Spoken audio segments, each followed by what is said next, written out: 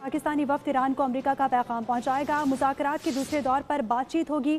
Tehran पहुंचने पर ईरानी वज़ीर ख़ारजा अब्बास अराग़ची ने पाकिस्तानी वफ्द का इस्तकबाल किया है। पाकिस्तान का आला सतह का वफ्द ईरान पहुंच चुका है। पाकिस्तानी वफ्द ईरान को अमेरिका का पैगाम पहुंचाएगा। मुज़ाकरात के दूसरे दौर पर भी बातचीत होगी। तेहरान पहुंचने पर ईरानी वज़ीर ख़ारजा अब्बास अराग़ची ने पाकिस्तानी वफ्द का इस्तकबाल किया है। अहम खबर सामने आई है, नाज़रीन को आगाह कर रही हैं कि पाकिस्तानी वफ्द इस वक्त जो है वो ईरान पहुंच चुका है और पाकिस्तानी वफ्द ईरान को अमेरिका का पैगाम भी पहुंचाएगा। फील्ड मार्शल सैयद आसिम मुनीर भी वफ्द के हमरा हैं। आपको अपडेट कर रहे हैं। ISPR के हवाले से अहम खबर सामने आई है। पाकिस्तानी वफ्द इस वक्त ईरान पहुंच चुका है। पाकिस्तान का आला सतह का वफ्द ईरान पहुंच चुका है। फील्ड मार्शल सैयद आसिम मुनीर की तेहरान आमद। ISPR के हवाले से सब एक बयान जारी किया गया है जिसके मुताबिक कहा गया है कि पाकिस्तान का आला सतह का वफ्द ईरान पहुंच चुका है और आप अपनी टेलीविज़न स्क्रीन पर फील्ड मार्शल सैयद आसिम मुनीर को भी देख सकते हैं, वो भी तेहरान पहुंच चुके हैं। ISPR का इस हवाले से बताना है कि फील्ड मार्शल आसिम मुनीर भी तेहरान पहुंच चुके हैं और वो जो है वो अमेरिका और ईरान के मुज़ाकरात के हवाले से अहम किरदार अदा करेंगे। फील्ड मार्शल सैयद आसिम मुनीर की तेहरान आमद हुई है। ISPR ने इस हवाले से बयान जारी किया है जिसमें कहा गया है कि पाकिस्तान का आला सतह का वफ्द ईरान पहुंच चुका है। फील्ड मार्शल सैयद आसिम मुनीर भी इस वफ्द में शामिल हैं और पाकिस्तान जो है वो अहम किरदार अदा करने वाला है। ईरान और अमेरिका के मुज़ाकरात के हवाले से कभी इम्कान है कि पाकिस्तान ये तमाम तर मामलात को खुश इसलूबी से सरअंजाम दे और एक नतीजे पर पहुँचाए। पाकिस्तान का आला सतह का वफ्द ईरान पहुँच चुका है और इस वफ्द में फील्ड मार्शल सैयद आसिम मुनीर भी शामिल हैं जो कि तेहरान पहुँच चुके हैं। ISPR के मुताबिक ये कहा जा रहा है कि फील्ड मार्शल भी इस दौरे में इस वफ्द में शामिल हैं। सीनियर तज्ज़ियाकार एहतशामुल हक साहब हमें ज्वाइन कर चुके हैं। बहुत शुक्रिया सर आपके कीमती वक्त का। आपसे जानना चाहेंगे, पाकिस्तान का आला सतह का वफ्द पहुंच चुका है जिसमें फील्ड मार्शल सैयद आसिम मुनीर भी शामिल हैं। क्या कहेंगे इस हवाले से? एक आगे कुछ आने वाले दिनों में अच्छी खबर सुनने को मिल सकती है? देखें, ये पाकिस्तान की मिलिट्री डिप्लोमेसी जो है ना वो आज रूज पे नजर आती है। न सिर्फ हमारी आप देख लें सिविलियन क़यादत देख लें, सागदार देख लें, फॉरेन ऑफिस हमारा बड़ा वाइब्रेंट इस वक्त हो चुका है, लेकिन सबसे ज्यादा जो है फील्ड मार्शल साहब जो है ना वो आसिम मुनीर साहब जिस तरीके से उन्होंने तनाज़ात को ख़त्म करने के हवाले से एक बड़ा भरपूर रोल प्ले किया है।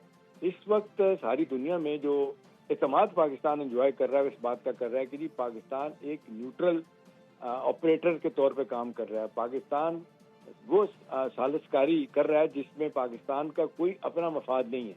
पाकिस्तान खित्ते के अमन के लिए और इस खित्ते के बियॉन्ड मिडिल ईस्ट में जो कहा जा रहा है कि जी अब एक अरसे से हम देख रहे हैं कि सिक्योरिटी के मामलात हैं और हर वक्त जंग की सूरत हाल रहती है, उसको दूर करने के हवाले से जो एक रोल कार्व किया गया, ये कार हुआ है, तो जो पाकिस्तान के ऊपर एतमाद साजी का सिलसिला शुरू हुआ है उसमें आप देख लें कि हमारे फील्ड मार्शल साहब बहुत आगे हैं। अभी आमतौर पे आपने देखा कि प्राइम मिनिस्टर के साथ जाते हैं, आज वो फॉरेन मिनिस्टर के साथ भी गए। इसका मतलब है उनका बुनियादी तौर पर मकसद यह है कि जी किसी तरीके से ये ईरान और अमेरिका के दरमियान जो तनाज़ा है ये न बढ़े, क्योंकि ग्लोबल मईशत बड़ी तेज़ी के साथ बैठ रही है। 54% ऑयल प्राइसेस दुनिया में बढ़ चुकी हैं। बिजली और गैस का बुरान, एनर्जी सेक्टर का बुरान पैदा हो रहा है। IMF कहता है कि जी 0.2% ग्लोबल इकोनॉमी हिट होगी। महंगाई का तूफान है अमेरिका में, तो ये और हमारे जैसे ममालिक के लिए तो बहुत मुश्किलात हो जाएंगी। वो जो आप देख लें डेवलपिंग कंट्रीज हैं जिनके पास तेल नहीं है, जिनके पास तेल है उनके लिए मुश्किलात पैदा हो गई हैं। आप देख लें चाइना के लिए कितनी मुश्किलात पैदा हो गई हैं। चाइना की अभी देख लें कि जो मार्च के महीने में उसकी ग्रोथ GDP ग्रोथ आई है वो 2.7% आई है, जबकि 8% उनकी होती है ग्रोथ। उनको भी बिलियन ऑफ डॉलर का नुकसान हुआ है इस हवाले से।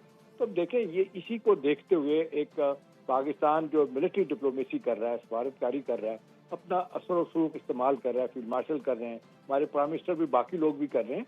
वो जाके लोगों को बता रहे हैं कि जी मसले की सीरियसनेस को देखा जाए।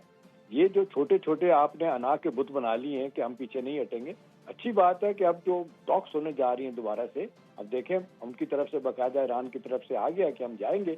अब बहुत सारी बातें होनी है। मेरा अपना ख्याल है कि जो स्टिकिंग पॉइंट हैं जिनके ऊपर ईरान का बड़ा स्ट्रॉन्ग नुक्ता नजर है, जिसमें खास तौर पे उनका न्यूक्लियर प्रोग्राम है। कुछ इतलात आ रही हैं कि वो एक जिसको कहते हैं बीच का रास्ता तलाश करने की कोशिश की जा रही है, और मेरा ख्याल है उसी इशू को लेके फील्ड मार्शल साहब जो है اور وہ ان سے گفتگو کریں گے. جی دیکھیں اس وقت آپ مشکل میں ہیں, آپ کا 70% انفراسٹرکچر انہوں نے بڑے برے طریقے سے تباہ کیا ہے. ٹھیک ہے آپ کی ملٹری مائٹ ابھی بھی مضبوط ہے, لیکن اب دیکھیں کہ اگر خدا نہ خواستہ یہ بریک ڈاؤن ہوتا ہے تو آپ پہ پھر بھرپور حملے کریں گے. اور پریزیڈنٹ ٹرمپ نے تو کہہ دیا کہ جی میں تو اپنی انرجی تنصیبات پہ بھی حملے کروں گا, میں تو برٹش پہ بھی حملے کروں گا, اگرچہ یہ سارے کے سارے بین الاقوامی لاز کے خلاف ہے. یہ آپ نہیں کر سکتے کہ شہری جگہوں پہ آپ اس طرح کے حملے کریں. لیکن پریزیڈنٹ ٹرمپ آپ دیکھ لیں جس مزاج کے آدمی ہیں, وہ آپ نے دیکھا کہ ان کو بغیر کسی آتھرائزیشن کے انہوں نے جا کے جنگ شروع کر دی. کانگریس نے اپروول نہیں دی, وہاں پہ یہ بحث ہو رہی ہے.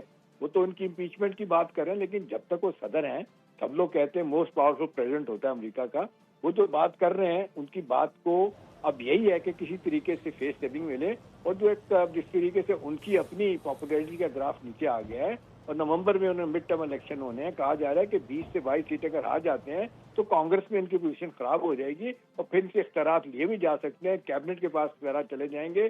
پر اگلے جے ڈی وینس صاحب جو کوشش کر رہے ہیں کہ ہو سکتا ہے ان کو اگلا صدر بنایا جائے, اس سارے پرائے کو دیکھتے ہوئے ساری دنیا محسوس کر رہی ہے کہ پاکستان کا ایک بڑا فرمیڈیبل, ایک بڑا اسٹرانگ رول ہے اس ریجن میں, اور خاص طور پہ اس جنگ بند کرانے کے حوالے سے.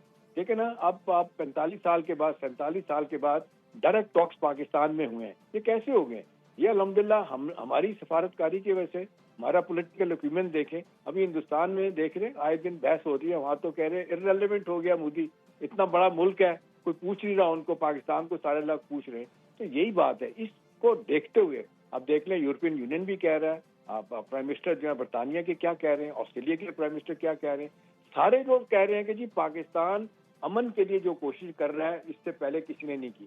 تو یہ تو اللہ کی طرف سے ہمیں ایک بہت بڑا جس کو کہتے ہیں کہ ایفرٹ ملا کرنے کے لیے, اور اس کردار کو فیلڈ مارشل نبھا رہے ہیں, ہماری حکومت نبھا رہی ہے. پرائم منسٹر آپ دیکھ لیں سعودی عرب گئے ہیں, قطر جائیں گے, اس کے بعد آپ نے دیکھا ہے آپ ٹرکی بھی جائیں گے, اب یہ ڈیلیگیشن ایران گیا ہوا ہے. اور آپ دیکھ لیں کہ جس طریقے سے 4 ممالک کا اتحاد کی بات ہو رہی ہے, جو 10 مارچ کو میٹنگ ہوئی تھی ریاض میں, اس کے 10 دن بعد پاکستان میں ہوئی تھی, ترکیہ کی, ایجپٹ کی, سعودی عرب کی, پاکستان کی, ان کے درمیان ایک سیکورٹی کا ایک بہت بڑا کہا جا رہا ہے کہ جی ایک پیرامیٹر سامنے آ رہے ہیں کہ ایک بلاک بنایا جائے گا. یہ پوری دنیا کو یہ پوسٹ وار کے بعد مڈل ایسٹ کا جو نقشہ بدلنا ہے, وہاں پہ جو سیکورٹی کے ایشو تبدیل ہوں گے, تو پاکستان کا بڑا ہی ایک جس کو کہتے ہیں بڑا رول سامنے آ رہا ہے سیکورٹی کے حوالے سے. اب کیونکہ امریکہ سیکورٹی نہیں دے سکا تھا ان کو, آپ نے دیکھا وہ امبریلا جو تھا ان کی اب اتنی زیادہ گریونسز ہیں اپنا یہ 6 جی سی سی کے ممالک کہ ہم نے تو ٹریلینز آف ڈالر امریکہ میں انویسٹ کیے, اور آپ نے دیکھا اس سارے معاملے میں ہماری کوئی مدد نہیں کی گئی. تھرو آؤٹ ایران حملے کرتا رہا, اس کو نہیں رکوایا گیا. تو وہ اب سوچ